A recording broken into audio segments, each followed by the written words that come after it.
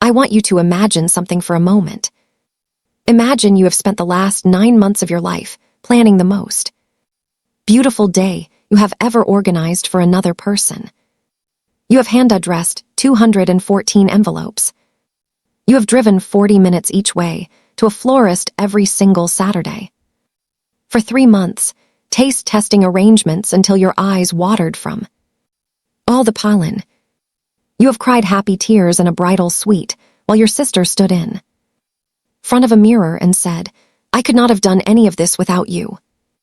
And you believed her. You believed her because you are the kind of person who believes the people you love.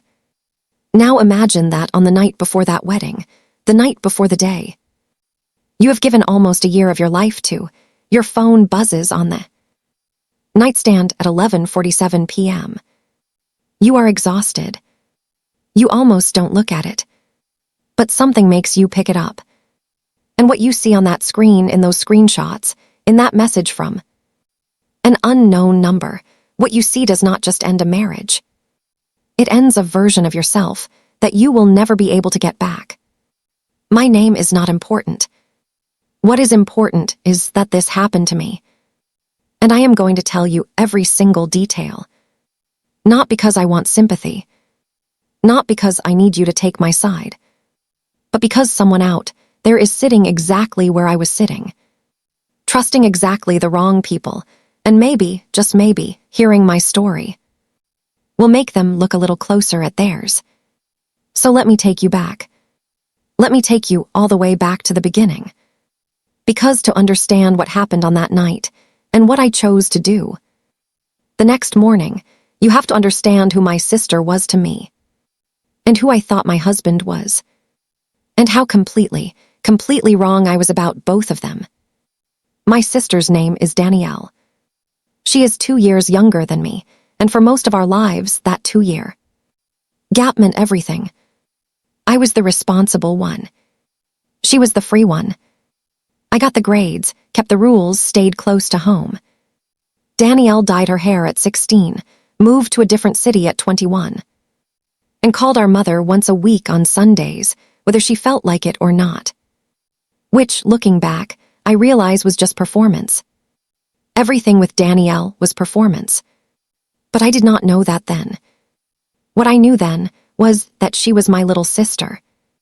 My only sibling. The person who used to crawl into my bed during thunderstorms when we were children and whisper, "Don't let go," until she fell asleep. I held on to that image for a very long time. Way too long. Our relationship as adults was not perfect. Nothing between two sisters ever is, but it was good. We had dinner together when she was in town. We texted almost every day. We had a shared album on our phones full of pictures of our mother, our grandmother, our childhood dog, old houses we used to live in. She was in my wedding. Let me say that again, because it matters. She was in my wedding. She stood 2 feet away from me while I married Marcus, and she smiled the whole time. She gave a toast at the reception that made everyone cry, including me. She said, "My sister deserves every good thing in this world, and Marcus, you better give it to her." And everyone laughed and clinked their glasses, and I genuinely thought that I was one of the lucky ones. I had a husband who loved me. I had a sister who was my best friend. I had a life that made sense. Marcus and I had been married for 4 years when Danielle called me and told me she had met someone. His name was Troy. She had met him at a work conference in Phoenix, and she said, and I remember this exactly, she said, "He is the kind of man who opens car doors and remembers what you said 3 weeks ago and still manages to be interesting." I laughed. I said, "That sounds too good to be true." She said, "I know, I keep waiting for the catch." There was a catch. There was always a catch with Danielle. I just never imagined the catch would be me. Troy seemed wonderful, for the record. I met him 4 months after she called me, at a dinner at our mother's house. He was warm, funny, attentive. He reached across the table and held Danielle's hand without thinking about it. The way people do when holding hands is just what they do, not a gesture. They perform. Marcus liked him immediately. The four of us went to dinner a few times that fall. Double dates at a Thai place near our apartment that Marcus loved. Everything seemed perfectly, unremarkably normal. And then, about 6 months into Danielle and Troy's relationship, Troy proposed. He did it at a rooftop restaurant in the city on a Tuesday night because Danielle had always said she thought proposals at restaurants on Friday and Saturday nights felt like a performance for strangers. She said yes before he even finished the sentence. And when she called me, I could hear in her voice something I had not heard from her in years. She sounded settled. She sounded like she had finally landed somewhere. I was happy for her. I was genuinely, completely happy for her. She asked me to be her maid of honor 2 days after the engagement. She called in the morning and said, "I need it to be you. It has always been you."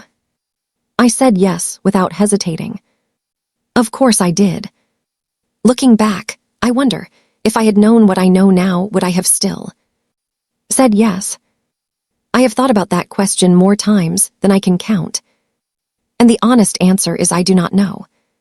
Because the planning, as exhausting as it was also one of the most connected I had felt to my sister in years. We spent hours on the phone going over venues.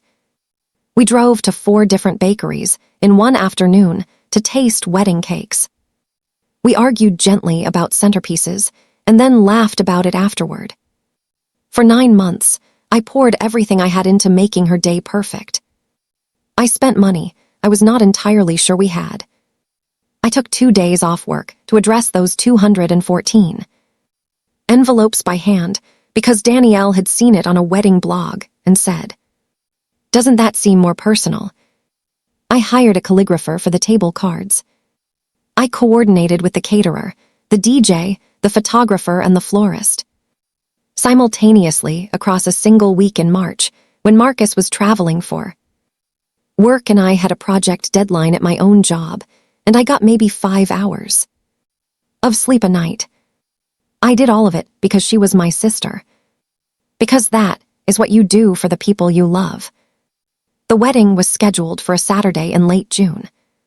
The venue was a restored farmhouse about an hour outside the city, with a ceremony in a converted barn and a reception in the garden. It was breathtaking. I had seen it in winter when we first toured it and still cried a little, imagining what it would look like with summer flowers and string lights and 200 people and my sister in a white dress. The Friday before the wedding, the night before, was supposed to be simple. Rehearsal dinner at 6. Back to the hotel by 10. In bed by 11. I had a 6 a.m. alarm set for hair and makeup. The rehearsal went beautifully. Danielle was glowing. Troy looked like a man who could not believe his luck. Their vows, we had a small preview during the rehearsal, were exactly the kind of vows you want to hear at a wedding. Specific, funny, deeply felt. At the dinner afterward, Marcus gave a small toast and said, "To the couple who proves that good things happen to people who are patient." Everyone cheered. Danielle caught my eye across the table and mouthed, "Thank you." I mouthed back, "I love you." I meant it. We were back at the hotel by 9:30. Marcus fell asleep almost immediately. He had driven us out there and was exhausted. I stayed up to go over my maid of honor checklist one more time. Rings confirmed. Emergency kit packed. Backup veil in the garment bag. Vendor tip envelopes in my purse. Ceremony timeline sent to the DJ, photographer, and officiant. At 11:15, I turned off the light. At 11:47, my phone buzzed. I assumed it was my mother or one of the bridesmaids. I assumed it was something small. I almost did not look. But I did. And everything fell apart. The message was from a number I did not recognize. No name, no contact information. Just a phone number with an out-of-state area code. And a message that said 6 words. 6 words. Check your husband's deleted Instagram DMs. That was it. No context. No explanation. No follow-up. Just those 6 words, sitting there on my screen in the dark of a hotel room at 11:47 at night. My first thought, my very first instinct, was that it was a mistake. Wrong number.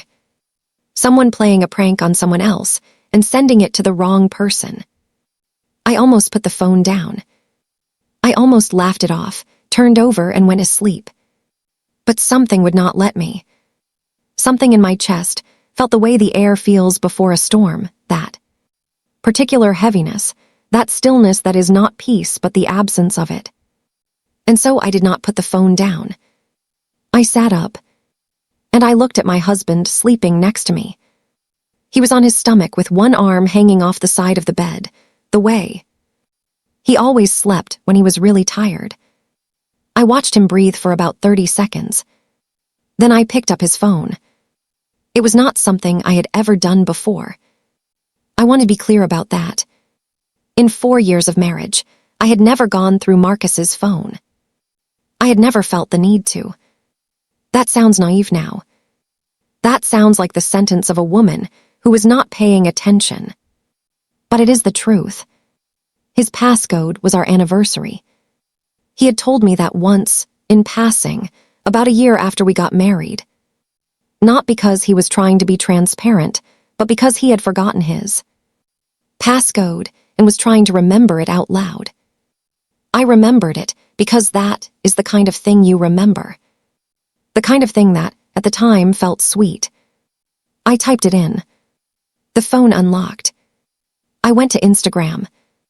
I went to the DMs. I went to the recently deleted folder. And I sat there in the dark while my husband slept 6 inches away from me. And I read 2 years of messages between Marcus and my sister. I am not going to read you all of them. I cannot. Not because I do not remember them. I remember every single one, but because some things, once spoken out loud, cannot be unspoken. What I will tell you is that they started the month after Danielle told me she had met Troy. The month after she called me from her kitchen at 9 o'clock at night, breathless and happy, and said, "He is the kind of man who opens car doors." While she was dating Troy, while she was falling in love with Troy, she was also continuing something with Marcus that had apparently been going on even longer. There was a message early in the thread, near the beginning, where Marcus wrote, "This has to stop, she suspects something." And Danielle wrote back, "She doesn't suspect anything, she never suspects anything, that's who she is." I read that sentence 4 times. I read it until the words stopped looking like words and just looked like shapes. That's who she is. She knew me. She knew exactly who I was. She had known me my entire life. And she used it against me. She used my trust as a weapon. She used my predictability as a cover story. She used me. I sat on the edge of that hotel bed for what felt like an hour but was probably 20 minutes. I did not cry. I want to say I cried, because that is what you are supposed to do in that moment, but I did not.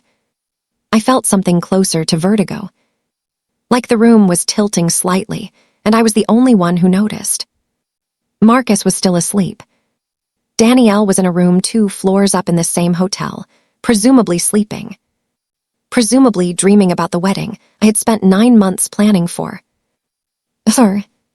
And I was sitting there, in the dark, holding evidence that the 2 people I had loved most in my life, outside of my own children, outside of my mother, had been lying to my face every single day for 2 years. The anonymous message was still on my phone. I tried to call the number back. It rang twice and went to voicemail. No name on the voicemail greeting. Just a beep. I hung up. To this day, I do not know who sent that message. Someone who knew. Someone who felt I deserved to know.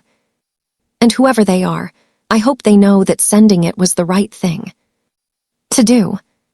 Even though what came next was the hardest thing I have ever lived through. I did not sleep that night. Not a single minute. I lay in the dark next to Marcus, and I stared at the ceiling, and I thought about every moment over the last 2 years that suddenly looked different. Now, the work trips Marcus took to the same city where Danielle lived. The way Danielle sometimes knew things about our marriage before I had. Told her small things, private things, the kind of details you only know if you are talking to someone on the inside. The Christmas 2 years ago, when Marcus and Danielle had been weirdly cold to each other at my mother's house, and I had thought at the time, oh, they had a little disagreement, they will get over it, it is nothing. It was not nothing. It was guilt. It was the particular coldness of two people who are trying very hard to pretend they are not what they are when the person they are deceiving is standing right there. There was a birthday dinner, my 34th, where Marcus arrived late and said he had been stuck in a work meeting. I remembered now that his collar was slightly wrong that night. Not disheveled, nothing that obvious. Just slightly wrong. The kind of thing you notice, and then immediately unfocus your eyes from. Because you do not want to see it. I had unfocused my eyes. Over and over and over again. I had been so determined to see a marriage that was working, a family that was whole, a life that was what I thought it was, that I had looked directly at the evidence and chosen not to see it. Or maybe I had just trusted too much. Maybe trust, in the wrong hands, is just another word for blindness. As the night moved toward morning, I began to form a question. Not a simple question. Not should I confront them, or should I stay quiet? The question I was forming was something much more specific. It was this. The wedding is in 7 hours. 214 people are coming to watch my sister marry a good man who has no idea that she has been sleeping with my husband. My husband is asleep in this bed. My sister is asleep in this hotel. My mother is downstairs. The flowers are at the venue. The cake is at the venue. The photographer is probably already awake and driving. The DJ has the playlist I spent 4 hours curating. The calligraphed table cards I hired someone to make are sitting in boxes in the trunk of my car. And I am the only person awake, in the dark, who knows the truth. So what do I do with it? That is the question I carried with me from 11:47 at night to 6 in the morning when my alarm went off. And here is what I decided. I decided I was going to get up. I was going to shower. I was going to get dressed. I was going to go to that wedding. But I was going to do something else, too. Something my sister never expected. Something my husband never planned for. Because the thing about being the trustworthy one, the predictable one, the one who never suspects anything, is that when you finally decide to act, no one sees it coming. And I had spent 9 months making sure this day went exactly as planned. So I was going to make sure it did. Just not in the way anyone expected. I got up at 6 a.m., and I moved through the morning the way you move through a dream, where your body is doing the right things but some part of your mind is floating several feet above it, watching. I showered. I dried my hair. I put on the light makeup I always wore before getting my wedding makeup done. I looked at myself in the bathroom mirror for a long time. I looked like the same person I had been yesterday. I did not feel like the same person, but I looked like her. And that was going to matter. At 6:45, I knocked on Danielle's hotel room door. She opened it in her robe, her hair still in a sleep braid, mascara from the night before faintly smudged beneath her eyes. She looked beautiful, The way people look beautiful when they are genuinely rested and genuinely happy and do not know that the world is about to change. She saw my face and said, "Are you okay? You look pale." I said, "I barely slept, pre-wedding nerves, you know how I am." She laughed and pulled me into a hug and said, "You are always nervous for everyone else, never for yourself." I hugged her back. I pressed my face into her shoulder. And I thought, I know. I thought, you have no idea what I know. I thought, not yet. The morning moved quickly, the way wedding mornings do. The bridal suite was full of bridesmaids and hairpins and champagne flutes. And the specific warm chaos that comes with a room full of women who are all trying to be helpful at the same time. My mother arrived at 8 with pastries from the bakery down the road. She kissed Danielle on the cheek and handed her a small wrapped box and said, "Your grandmother wore these on her wedding day. I want you to have them now." Danielle opened the box, and inside were a pair of pearl drop earrings. She cried a little. My mother cried a little. I handed them both tissues and smiled and said all the right things. Marcus texted me at 8:30. He said, "Morning, hope Danny's okay, you good?" I looked at that message for a long time. I typed back, "All good, see you at the ceremony." I put my phone face down on the vanity. I want to tell you something about what it feels like to know something that no one else in the room knows. It is a very specific kind of loneliness. Not the loneliness of being alone. I was surrounded by people that morning. It is the loneliness of looking at someone you love and seeing them completely differently than they see themselves. My mother was laughing with the bridesmaids about something, her head thrown back, the way she laughs when she is genuinely happy. She had no idea. The bridesmaids were helping Danielle into her dress, fussing with the buttons, adjusting the train. They had no idea. Danielle was standing in front of the mirror in her wedding dress, and she was, I have to be honest, she was stunning. She looked like the happiest person I had ever seen. And I stood behind her, and I held the back of her veil while the hairdresser pinned it in place, and I thought about 100 things all at once. I thought about Troy. Troy, who had no idea. Troy, who had proposed on a Tuesday because Danielle said public proposals felt like performances for strangers. Troy, who had held her hand across the dinner table without thinking about it. Troy, who deserved to know. And that is when the shape of what I was going to do became completely clear. To me. Not revenge for my own sake. For his. Let me explain something about the plan I had been forming through the night. It was not dramatic. It was not the thing you might imagine if you have ever fantasized about exposing someone at exactly the moment it would hurt them most. I did not stand up during the ceremony. I did not intercept the speak now or forever hold your peace moment. I had thought about that, I will be honest. For about 3 minutes at 2 in the morning, I had imagined standing up in that barn in front of 200 people and saying what I knew. But then I thought about my mother. I thought about how it would feel for her to be sitting in the front row, watching her daughter's wedding become a public catastrophe. I thought about the 200 people who had driven from different cities and countries, some of them. I thought about Troy's family, who I had met twice and liked very much. I thought about Troy himself, standing at an altar in his suit, waiting for a woman he loved. No one deserves to find out what I found out in front of 200 people. No one deserves to be publicly humiliated when they are the victim. So that was not the plan. The plan was quieter than that, and in some ways, much more final. At 9:45, while Danielle was having her lipstick touched up, I slipped out of the bridal suite.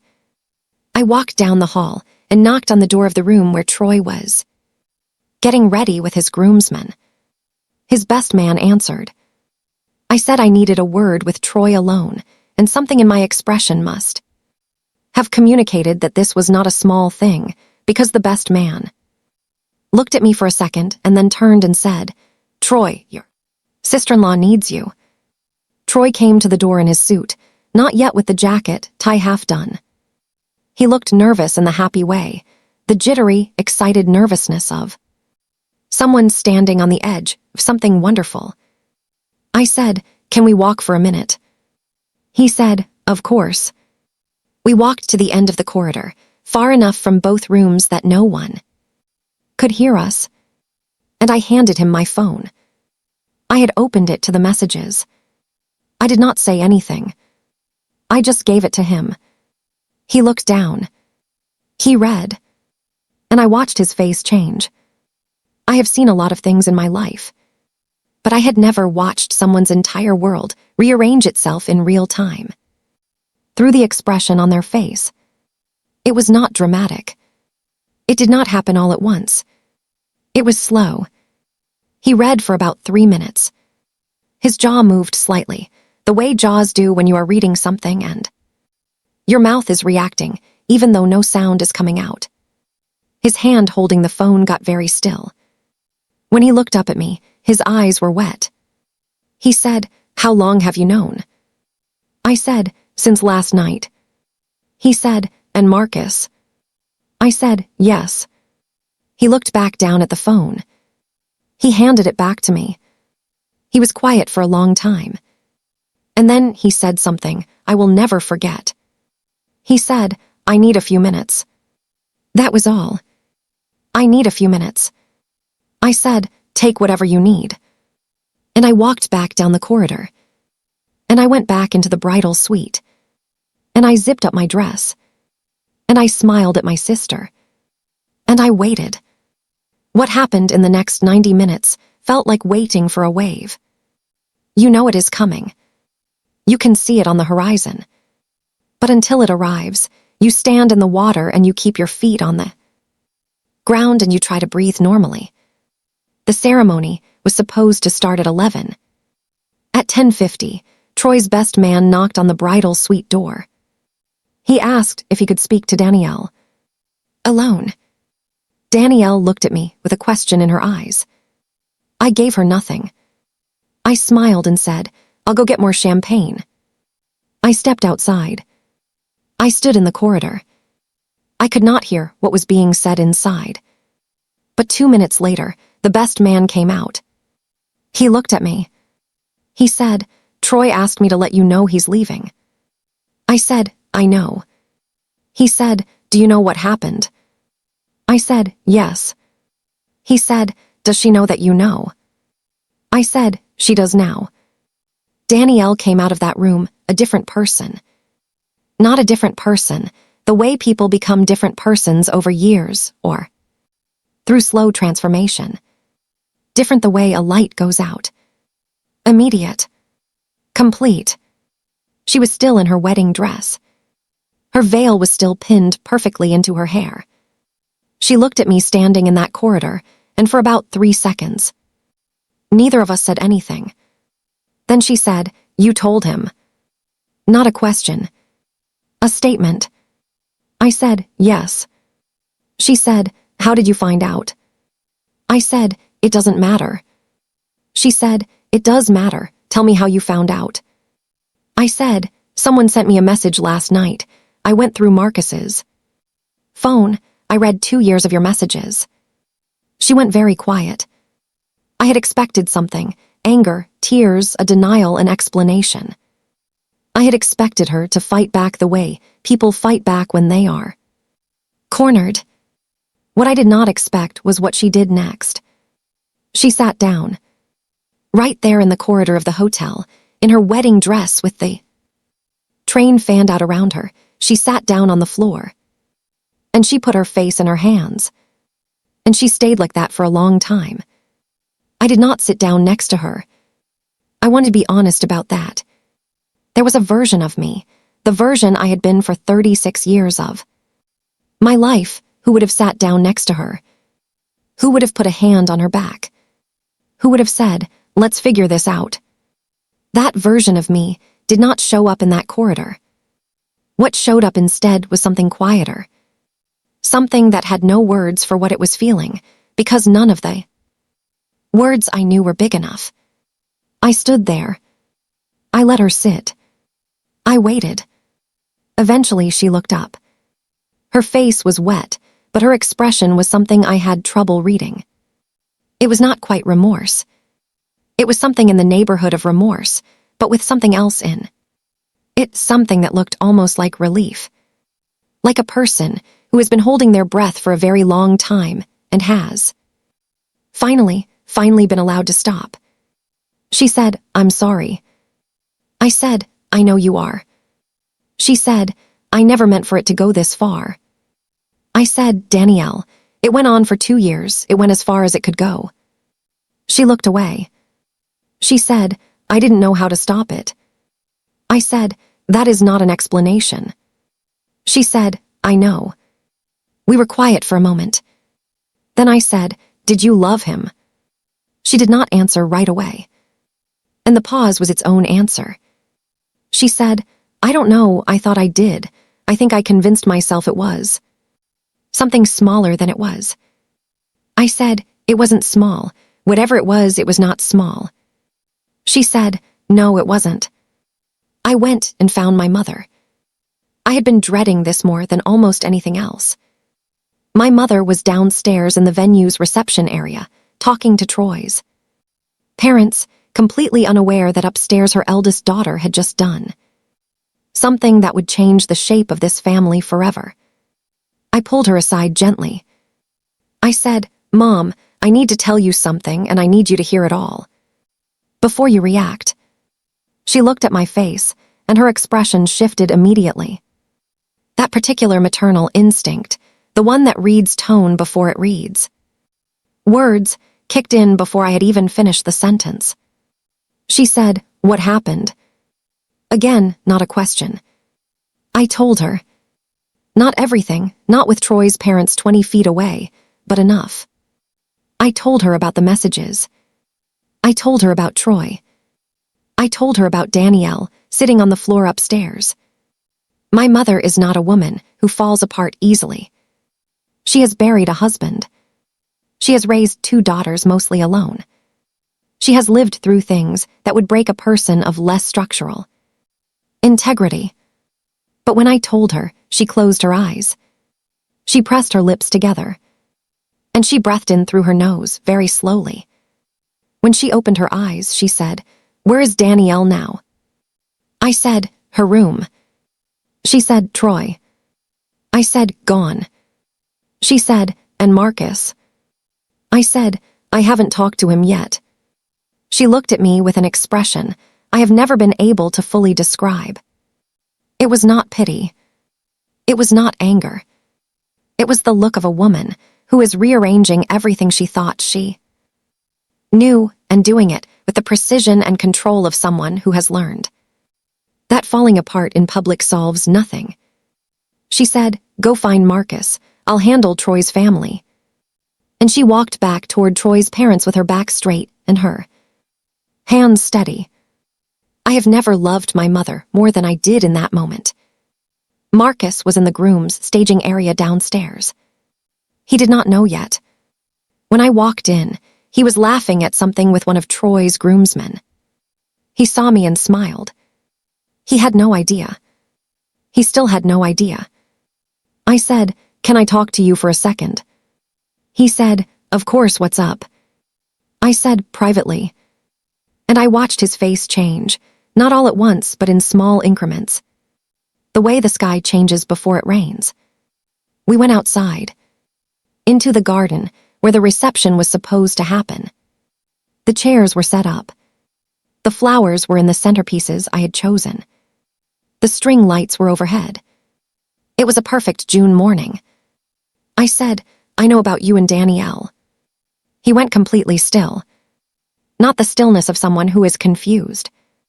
The stillness of someone who has been waiting for this sentence for 2 years. He said, "How?" I said, "It doesn't matter how. I know Troy knows the wedding is not happening." He tried to say something. I do not remember exactly what it was. some version of the beginning of an explanation, and I held up my hand and I said very quietly, "Not right. Now, not here." He stopped. He looked at the chairs, the flowers, the string lights. He said, "I am so sorry." And I said, "I know you are." Because he was. I could see it.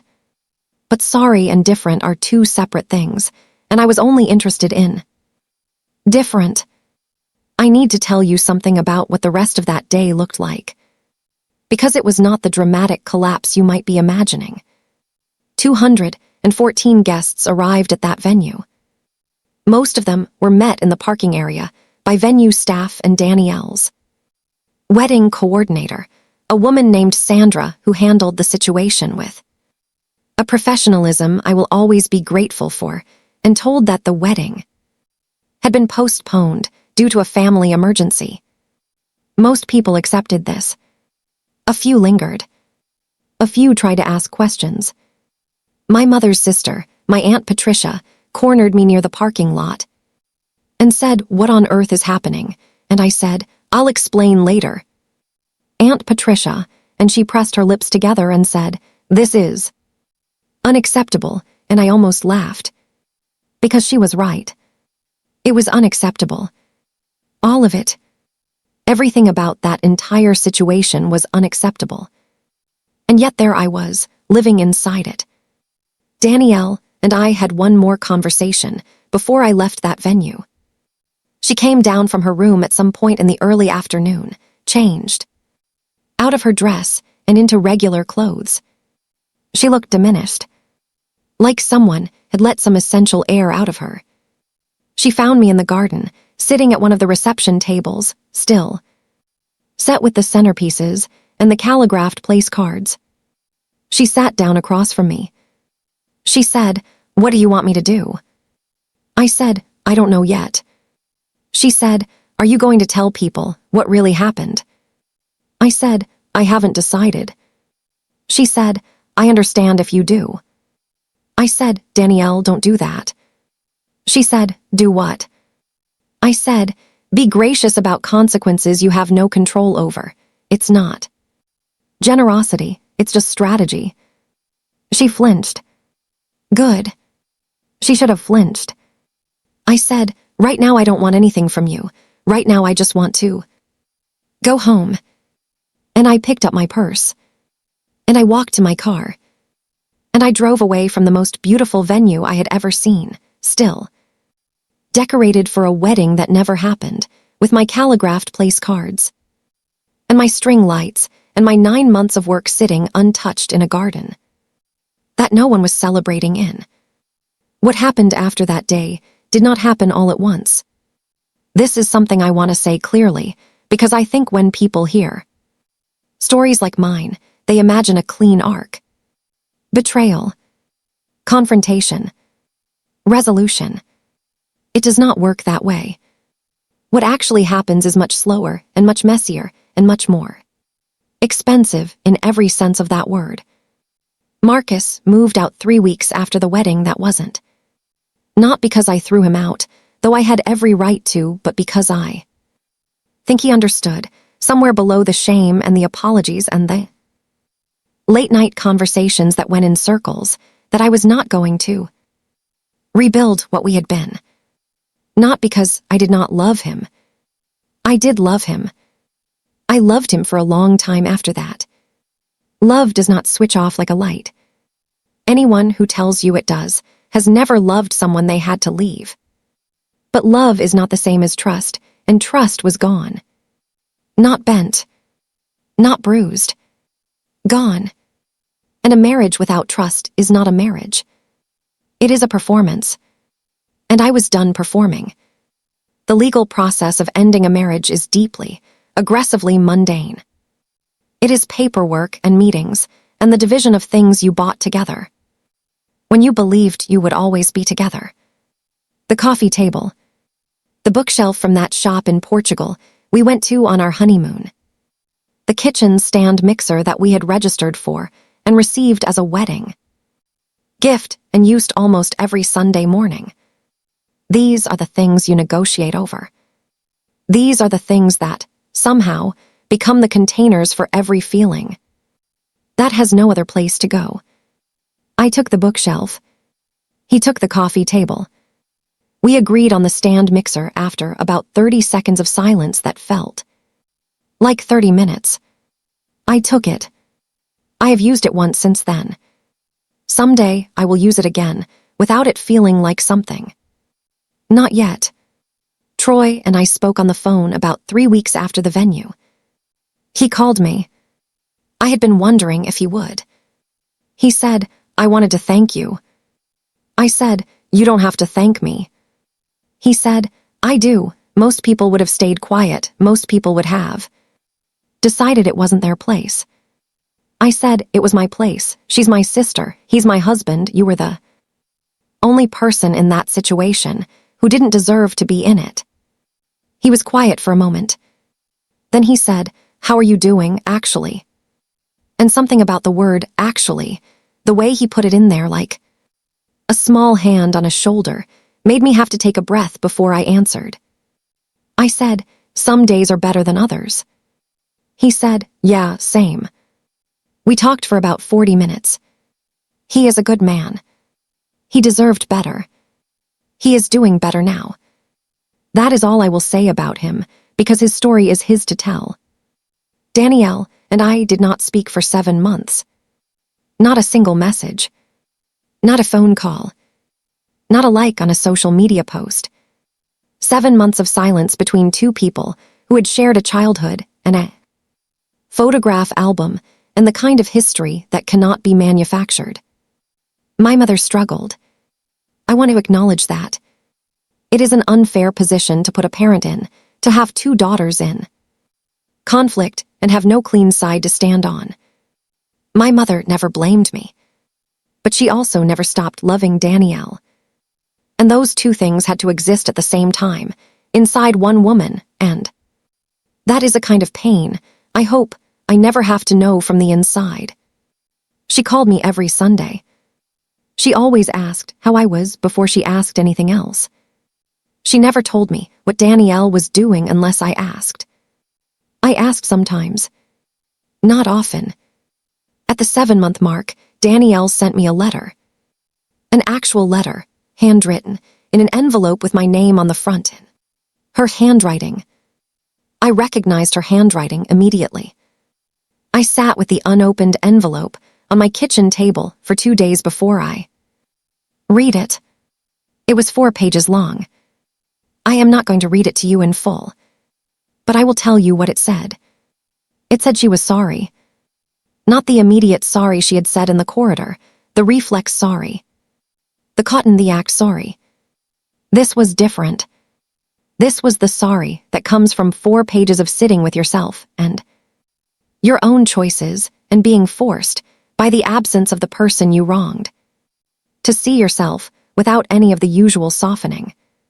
She wrote about the moment it started, which was before Troy, before the engagement, before any of what I had imagined.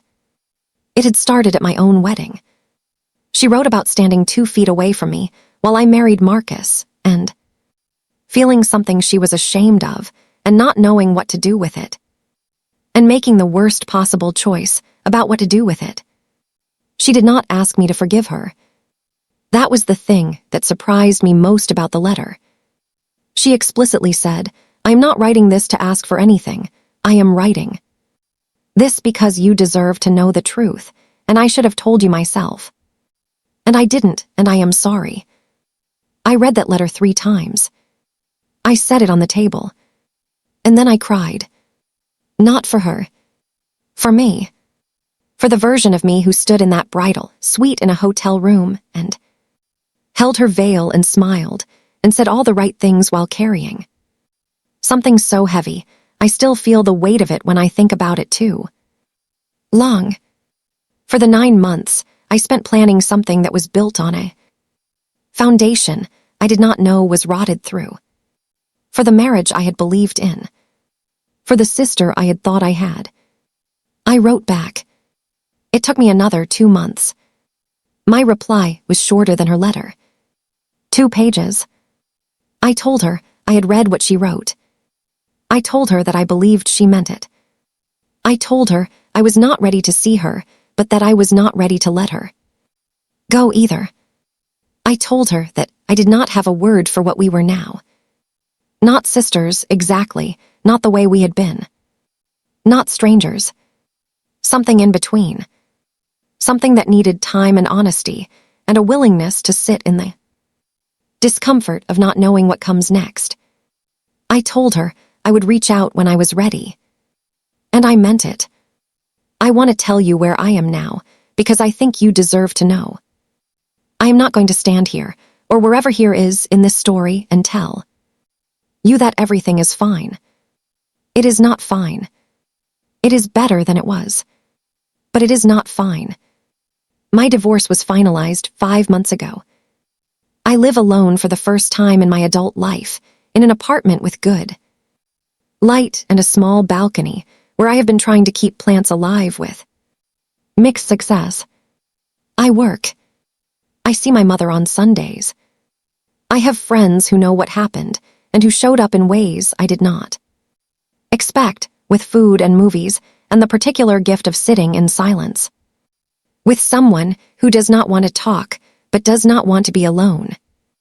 I am figuring out what it means to rebuild trust, not in Marcus, not in Danielle, but in myself, in my own instincts, in the thing inside me that noticed the collar that was slightly wrong on my birthday, that registered the guilty coldness at Christmas, that picked up the phone in the dark at 11:47 at night because something would not let me put it down. I had good instincts. I just did not listen to them. I am learning to listen now. I want to say something about the people in this story who are not me. Marcus is living in the same city, in a smaller apartment than the one we shared. We do not talk often. When we do, it is civil. He is in therapy, which I know because he mentioned it once and because I am glad, genuinely glad that he is. Not because I want him back, but because I do not want him to be the kind of person who does what he did. Whatever he becomes, whether that is someone who grows from this or someone who repeats it, that is between him and the version of himself he is trying to become. I have let that go. Letting go, by the way, is not the same as forgiving. People confuse those two things constantly. Letting go is putting something down because it is too heavy to keep carrying. Forgiving is something else, something I may or may not get to in my own time for my own reasons. I will not be rushed into it, and I will not pretend to it for anyone's comfort. As for Danielle, we have spoken twice on the phone in the past 2 months. Short calls, careful calls, the kind of calls where you feel out the ground with every sentence before you put your weight on it. She is in therapy too. She is not with Marcus. That ended before the wedding, apparently. She said it ended because she finally understood that it was never really what she had told herself it was. I believe her. I am not sure it changes anything, but I believe her. Troy has moved on. I know this because my mother told me, and because I looked once at his social media and saw a photograph of him hiking somewhere in the Pacific Northwest with someone who looked like she made him laugh. I was glad. Genuinely. Some feelings surprise you. That one surprised me. The calligraphed place cards are in a box in my closet. I could not throw them out and I could not look at them, so I put them in a box. Someday I will deal with that box. Or I will not. That is also a choice. The stand mixer is on the kitchen counter. The plants on my balcony are doing better than I expected. The ones I thought would not survive the winter came back. Small green things pushing up through soil in the direction of light. I think about that sometimes. I think about what it means to be something that keeps going toward the light even when the conditions are not ideal. Even when winter was longer than it should have been. Even when the soil was not what you thought it was. I do not know how to end this the way stories are supposed to end. With a lesson. With a bow. With something that makes the whole thing feel resolved. Because it is not resolved. It is ongoing. I am ongoing. And that, I have decided, is enough. If you have someone in your life who you trust completely, who you hold veil, pins for, who you hand address envelopes for, who you cry happy tears for, I am not telling you not to trust them. Trust is not the problem. The problem is the people who take trust and fold it into something it was. Never meant to be. The problem is the people who look at your openness and see a door. You cannot stop being the person who trusts. You can only learn, slowly and painfully and at great cost, which doors to leave closed. I am still learning. I think I will be learning for a long time. And if you are out there learning the same thing, if you have been sitting in a hotel room in the dark, holding a phone with a message you did not expect, then I want you to know, you are not alone. You were not foolish. You were just someone who loved the wrong people with the right kind of love. And that is not something to be ashamed of. That is just something to survive.